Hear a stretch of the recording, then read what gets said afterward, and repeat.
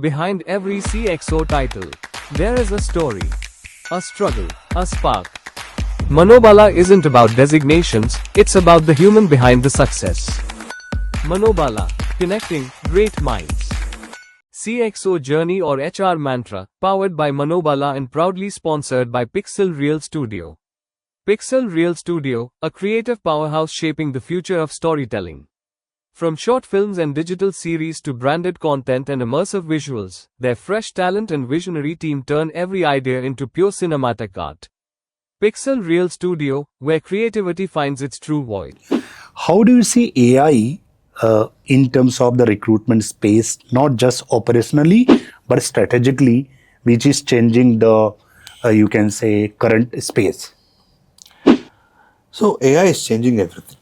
I don't think so you can even single out recruiting. Everything will change. For all you know, in the next 6 months, a podcast like this will be driven by AI. It will not be necessarily driven by anything else. But I think in recruiting per se, the workflow of recruiting processes will be subject to a lot of interventions by AI. To give you a very simple example, today, a large amount of time is spent by recruiters today on screening. True. And a significant portion of that time will go away when AI steps in. And how AI becomes smarter as a smarter recruiter than a recruiter. Because sometimes recruiters are trained to be keyword led. Sometimes recruiters tend to focus on only one or two areas of sourcing. But AI doesn't have any limitations. It can go deeper and it can go longer. So I think AI will impact each workflow. So I would always ask people when they look at AI is not to understand AI, but to understand workflows. And once they understand workflows, then you will know where AI can impact. So I was reading some article. I found some data that every year almost 13 lakhs people, students come out from their graduation. And almost similar or extra little bit, the job created every year in the system. But still most of companies not able to fill their position because of a skill gap. Okay, that's one side. After coming even AI, do you feel that our education system or our society fully ready to adopt where this skill gap is already there, which will not become more problematic in future for our job market? See, Anil, to a large extent, skill gaps will exist. It is not possible for academia and institutions to keep up with this rate at which technology is changing. Right. The way technology is shifting towards more higher and higher value play, academia will take time to catch up, because academia forms a particular, there's a process for you to even change a curriculum. True. And it takes time, right? So, but I think a lot has changed from where it was. I think with COVID coming out, the world of edtech bloomed out. And because edtech bloomed out, what predominantly happened was a lot of us democratized education, which means today you and I can learn what we want to learn. True. So for a student, I think what matters today is how relevant they are when they finish their course. So if let's say there's a student entering the workforce today and he or she has got a 4-year engineering degree to achieve. During the second and third year, the student should be listening to the voices of the market, trying to figure out what is changing in the industry, and alongside learn and upskill themselves, even if the institution has not done it. But I can tell you in the last 4-5 years, I work very closely with institutes. They're all working very hard to ensure that students are also upskilled. They may not have it in the curriculum, but they may tell the students saying, go pick up this course. This is going to be very interesting. So I think students today are far more informed than they were ever before. And today institutes also are doing their best. I know a lot of engineering colleges today that are partnered with very large IT corporations who come in on the third year and teach them on skills and what is relevant, etc. So these are all things which I have not seen in the beginning of my career. It's all happening now. But there will be a little bit of gap because of purely the process centricity of the institution versus how fast the technology is changing. So I think it's all going back to what the student can skill themselves, and not necessarily just what education they get, but how much they can skill themselves more. Right. How do you define the modern recruiter, and how has that changed from 5 or 10 years ago? The modern recruiting, which we are going through currently, the modern recruiters, and how was the change from 5-10 years ago, which you have, because we have seen that those times also recruiting, and you are seeing the now also in the Now recruiting. you're making me feel old, but okay, I'll try. So I think when I started my career, recruiting was all about paper. True. So we used to go to clients with a bunch of CVs and sit with the client and go through those CVs and make notes on the CV. I think those days are definitely gone. I don't see a paper CV anymore. But I'll tell you what were good then and bad then, and what were good today and bad today from the recruiter standpoint. Correct. What was good then is because you spent a lot of time with the candidate. Those days, with the CV in hand, you would go line by line and spend the entire CV with the candidate and understand what he or she is about. What was good then was there was a lot of interpersonal engagement with everyone, with the hiring manager, with third, things were a little more simpler. It was not as complicated. Today, a salesperson didn't need to have technology skills as such in those days. Now, coming to the recruiter was a little more, it was the easier job, but you don't have networks and resources, so it was all your network. I still remember I used to hire for call centers in those days, and I used to go in the middle of the night to the tea stall outside competitor call centers, and those people who used to come, we used to get their CVs in the tea stall. So there's a lot of physical effort to it then. Now, coming to today's world, the good thing, I think recruiter has a lot more sources, a lot more angles to pick up CVs. A recruiter has a lot of automation that can help them identify the right CVs without going through hundreds of CVs. There's a lot of stack ranking that's allowed today. There's a lot of tech and AI that is allowing the recruiters to be smarter, to know what is coming from the candidate. But the negatives is sometimes what happens is recruiters tend to form a decision in the first few minutes. And because they feel they know a lot more from the CV. And then today, another negative that's happening today because of the information overload on both the candidate side as well as the recruiter side, you tend to assume that there's some amount of fakeness in the CV and the candidate because you think they have made their CV through ChatGPT. Again, it comes back to my earlier point, there's no interpersonal. It's very, I have heard recruiters doing candidate calls in less than a minute. What is your role? Are you interested in this company? Are you interested in the CTC?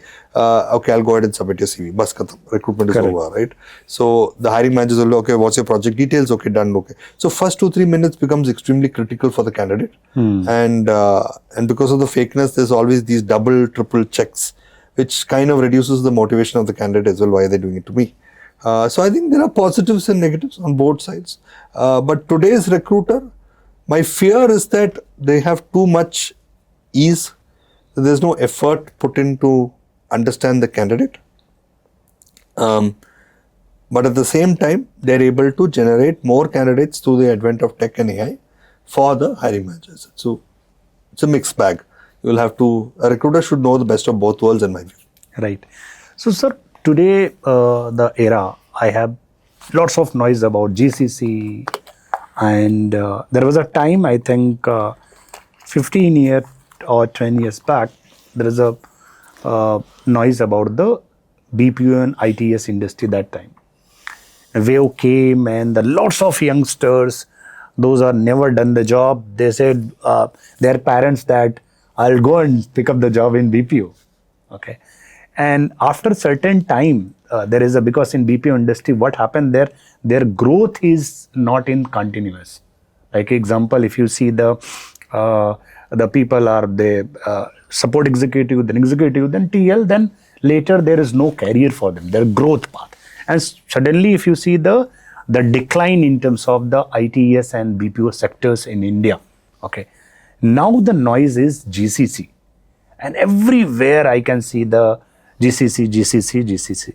In simple word, if those are student or early stage career people, if they want to understand what is the GCC, okay, how is work, and why is so many noise about the in India about the GCC? Is that the same way related to this question? Is that same way going to die like the ITS and BPO sector, or it's having the future for a long time for the India? So, Anil, I think first and foremost, this is an evolution, right? GCCs are not new, and so is BPOs. Today there are a lot of GCCs that do BPO work here. Right. And I think there is enough career progression to prove that people have made it into senior roles within the GCCs and got global roles as well. So I will not fully agree that careers were not there. Careers have always been there, but the system has gone through an evolution. Right.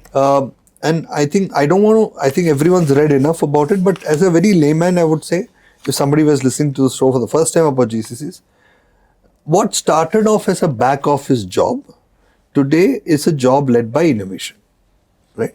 And what was started as a cost advantage today is led by the quality of output.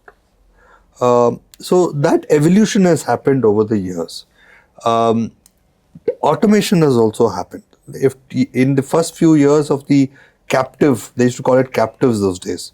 For the first few years of captives of IT and BPO, let's say there were 200 people taking calls for a customer service role. Right.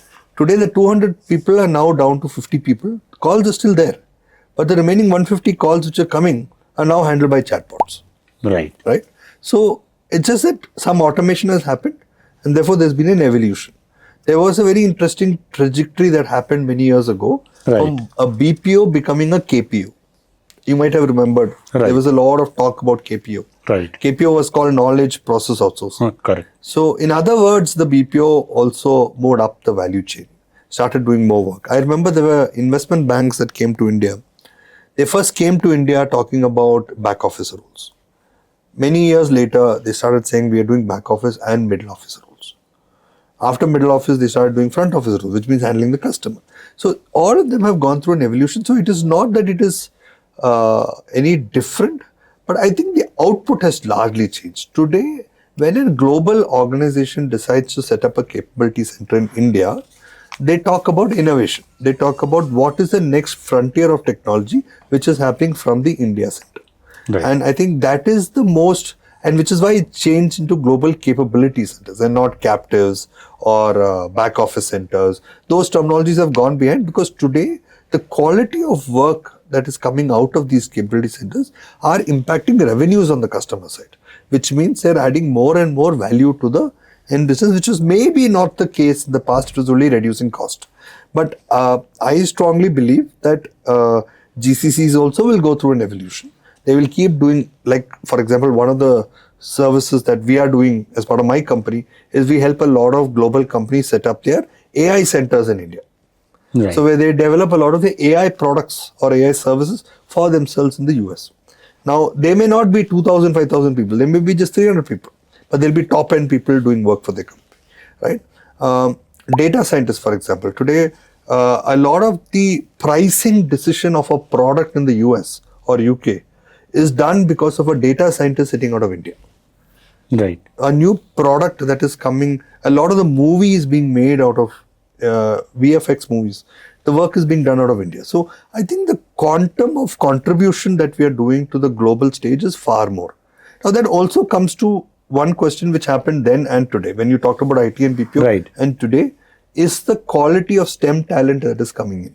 So the amount of engineers that keep coming out today, one of my most favorite GCCs in the country today are the engineering research and design capability.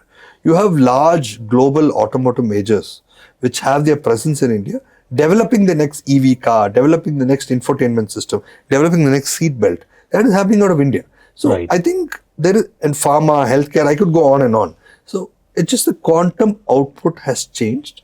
We are doing more for the global firm, and it is not limited to just saving cost. And I think that is a shift. So therefore, for students entering the space today, they are now coming into an ecosystem which is developing the innovation for the next frontier of the client.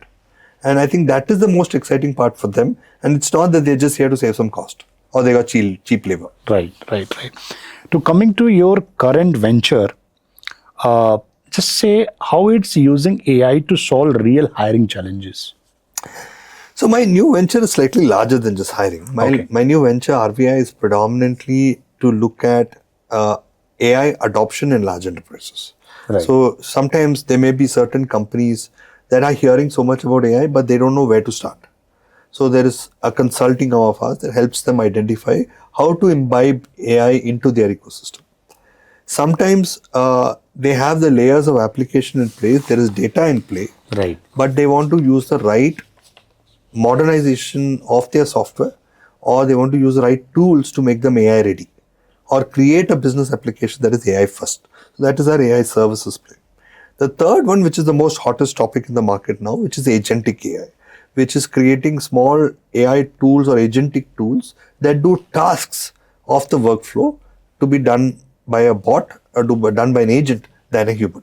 And the fourth one is, of course, AI talent, where when you do all this, you need a lot of quality high-end talent. So you need to provide AI talent. That's what RVI does, my company.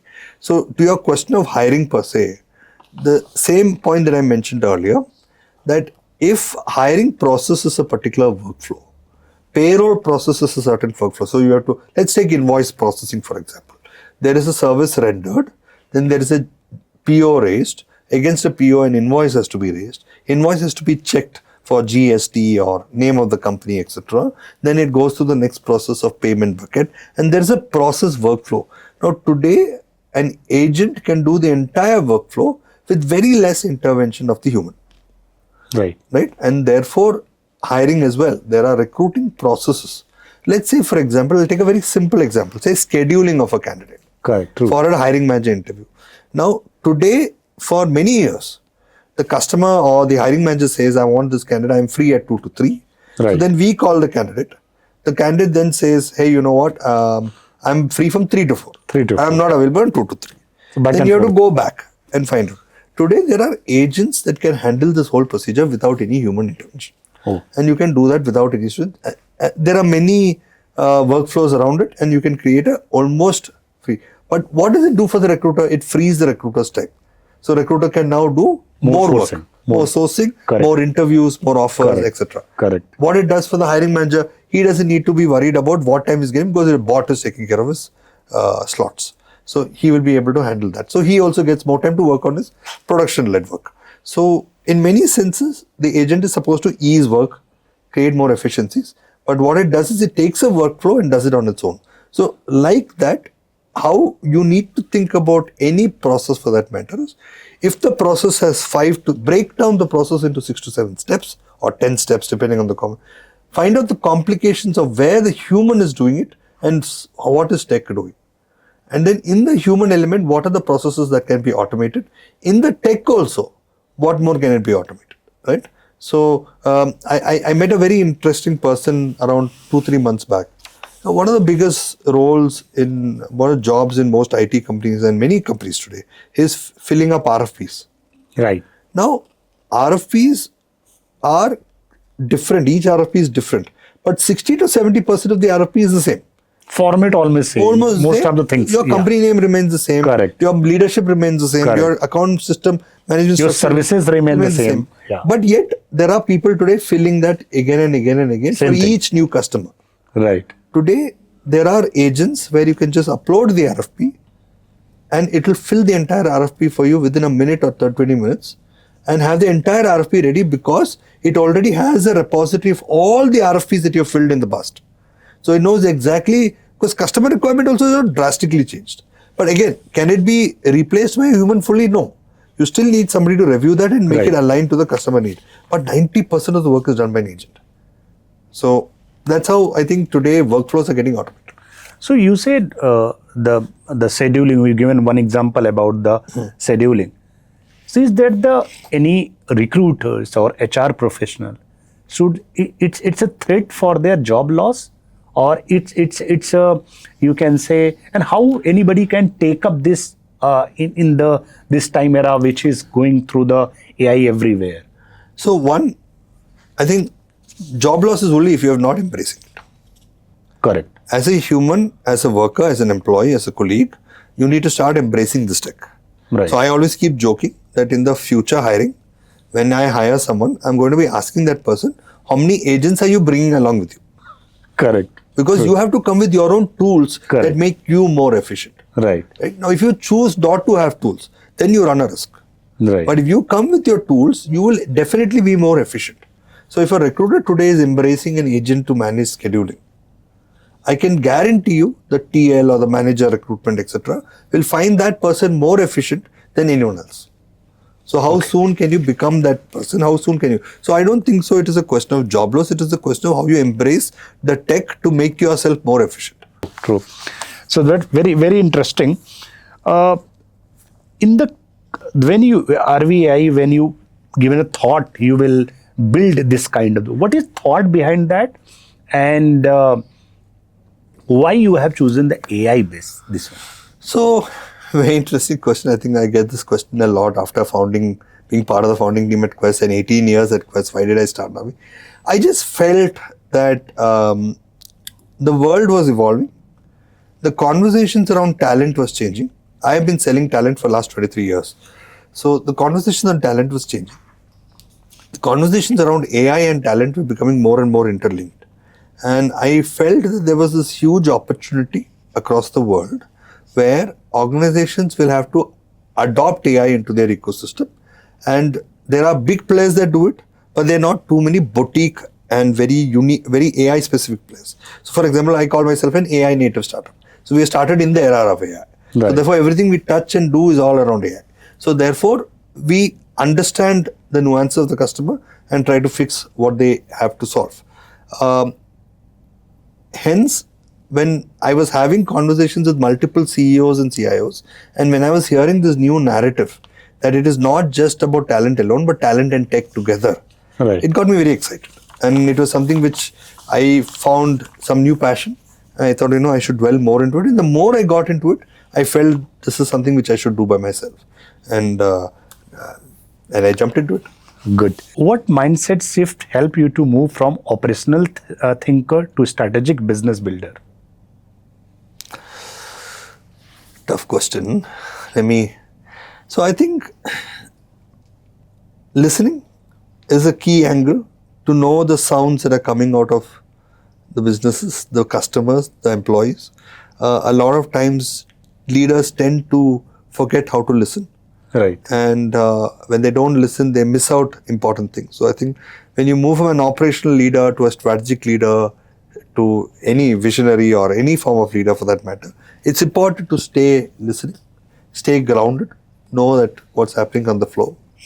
I think it's also important to stay connected with the younger talent play. See, they are at some level going to drive the future. Right. And if they are going to drive the future, you need to know what are their wants and dislikes and all this. So it's very important to stay connected to the younger generation at all points of time. I learned so much from my son even today. The way he thinks, the way he talks, etc. Sometimes I don't understand what he's trying to do, but still it teaches me something new. Right. And I think it makes you a slightly better leader. I think reading is important. I think you can read in any form, digital or physical, that doesn't matter. But knowing what other people have done, it is impossible for you to sit in Bangalore and just assume that somebody became a leader just like that. No, they also went through a pain. It is also wrong to assume that history has not taught you anything. You need to know your history. So reading, I think, becomes that little bit of a differentiator. Like you will always find in my phone, either The Economist or the Wall Street Journal or the Economic Times or some app that gives me content which is not commonly available to me on my day-to-day routine. Right. And I tend to read that. Bangalore is famous for traffic, so we have enough time. So I will read through, learn something. You will always pick up one or two nuggets. Right. And I think last but not the least that differentiates a regular leader from a very different leader is the ability to network. Now, the more people you meet, network, you will learn new ideas. I love going, for example, to startup events. When I go to startup events, I learn so much from those who are trying to build innovative products. So I keep asking them, why did you think you start this? Why do you think this will work? Why do you think this will be your customer base, etc.? No? You learn so much of how they think. Similarly, you go for networking events which involve very senior leaders who have been there, done that. Again, you learn small nuggets, etc. So I think a mix of all these things changes who you are as a leader. Right. So, sir, it's same question related I have asked. You've been an employee, you've been a businessman, you've been an investor, now you're running the AI business. As a person who somebody starting their business or somebody thinking to start their business or come up with the startup mindset, what are the few things which he keep in the mind? And because of course success failure is a part of the life.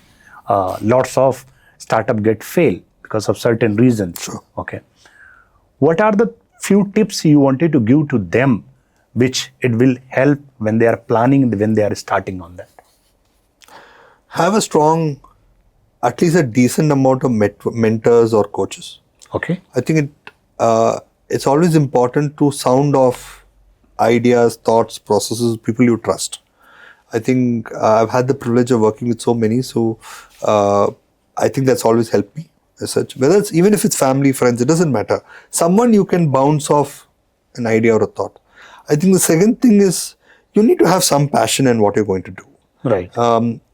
If the end goal to starting a business is just to make money, Right. I'm not too sure. I think you need to have a passion as to why you're solving this problem, why you think this is important to you, why you think this is important to the customer. There should be some passion element to it as such. And I think number 3, it's important to stay engaged with all the key stakeholders in your life. You know, it's not you should not burn any bridges. You should have good relationships with your previous companies. You should work very well with employees, ex-employees. Your family should be given their due time and respect as much as possible. Your parents need your time. So I think stakeholder engagement is something which is, for anyone who's starting new, they should not take anything for granted. They should put an effort into engaging all this, because you can quickly realize that you have burnt bridges by doing something wrong, and I think that should not happen. So, and last but not the least, I think, like I've always said, is that don't get ahead of yourself. Just be grounded. Just stay humble and focused. Right. So today's word, if you see, that's most youngsters. Okay, they get sad. Lots of people it's a society. I can't say it's everywhere. You can see the 13 years boys killing himself, making suicide. What message you wanted to give these youngsters? Those small things. If their bosses scold, they'll get sad. If they exams are not scored well, they'll get sad. Everything, and they'll get pressure. They say distress. Okay. What do you want to give the message to them? Well, I can only say life is too short to worry about these things. Right. I think there is always an opportunity to move forward, and one should only focus on moving forward. Don't worry about what is pulling you behind. You keep pushing to move forward. But I'll be honest, that's, today's world is a level playing field, Anil. Everyone knows everything. Right? Today, if you want to learn how to make the cheapest trip to, say, London, you have ChatGPT, so does the 13-year-old. Right. You want to, let's say, create a business for selling apples in Chandigarh. Correct. There'll be a business plan that you can create out of ChatGPT. A 10-year-old can also create that business plan. So it's a level playing field, and I think access to information is higher, which is why the emotions are also higher, because you feel that you're missing out. There's always this FOMO, that you're missing out something and you should be ahead.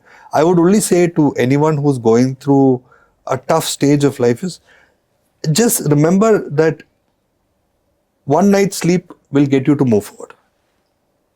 Just make sure that you get to sleep one night. Don't allow yourself to stay constantly thinking about the issue. Get a good night's sleep. Next day morning, I can guarantee you, you will not have that issue anymore. Second, always try to find people who you can talk to. Communication sometimes is the best way to calm nerves down. Right. And people should never assume that they are left alone.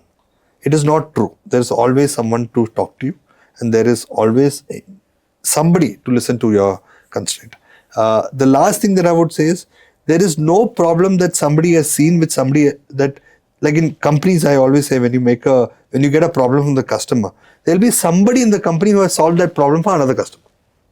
Right. Similarly, in our own lives also, if we are facing a problem, there is somebody who has gone through this problem somewhere in this world and they have survived it and gone forward. You are not unique. Nobody is unique to a problem, because these issues have been there. It's never that it's not. But some people know how to take it better. Some people know how to look at it differently. If I am stuck and I really don't know anything, I'll be honest with you, and people may find it extreme. I go sleep.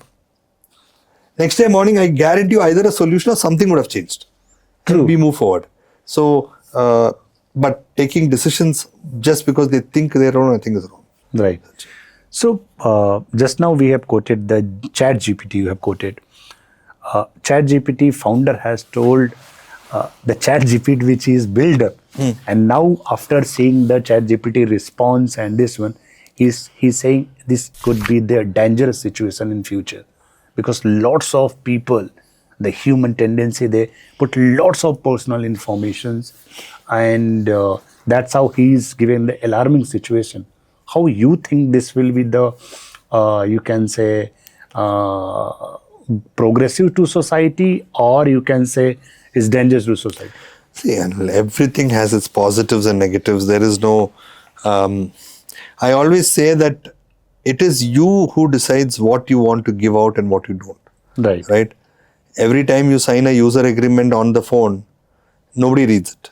Of course. But you know what is written there. Right. Your data is going. Your Right. data is getting sold. Your data is being used. Your data is marketed somewhere. Right? So I think it's at the end of the day, it is the individual that decides to give away something which can be manipulated or used properly. Right? So Right. it's always not bad, neither is it always too good. Right? So I think first things first is to know what you're giving away as an individual. You can't say I will not give also. Because Right. if you say you will not give, means you will not get access to it. Right. So you have to give. Right. But if you don't, but you first should know what you're giving.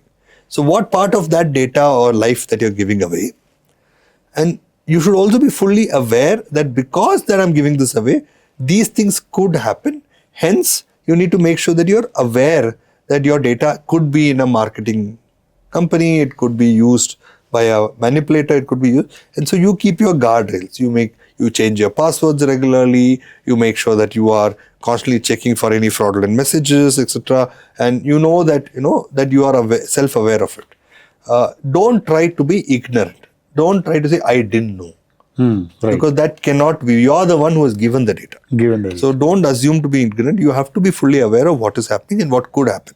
Now, there are many things that are happening that could happen because of AI, which may never come to your notice at all. True. Right? Now, like I said, ask yourself the same question, what's the worst that could happen?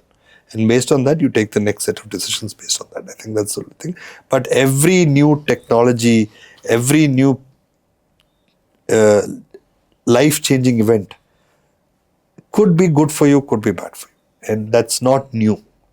Today, there are people who get married, they divorce, they stay in a relationship, they have no kids, they have many kids. It's all events that happen, and therefore, so this is also another event. It will happen. Something may go wrong, something may go right.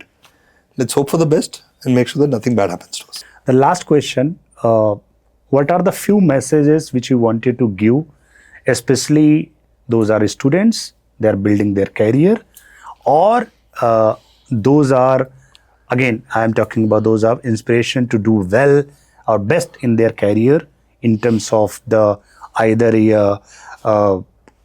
you can say business owner, entrepreneur, or you can they want to become a CXOs in their career. So my standard line, stay humble and focused, rest will come through. Find your mentors, have your coaches, and I think be aware of what's happening around you, stay networked, and for everything else, there is AI. That's fantastic closing line. Rest everything is AI. Okay. Thank you so much, sir, Thank for you very to much, be here in this show. I really enjoyed this complete discussion, and trust me, there's lots of things I got learned from here, and I'm sure the viewers who's watching this, he will watch this podcast, they will learn lots of things from you. Thank you so much for accepting this. Thank you, Anil, for and inviting coming me. here. Thank you so much for inviting me. It's an absolute pleasure. Yeah. So today we had a very nice and interactive discussion with Mr. Vijay Sivaram, and stay tuned, stay focused. His mantra is, as our title, CXO's Journey and HR Mantra, stay focused, stay humbled, and rest AI will do it. Okay. So keep watching, and we'll see the next time in new personality, new guest in our show. Thank you so much.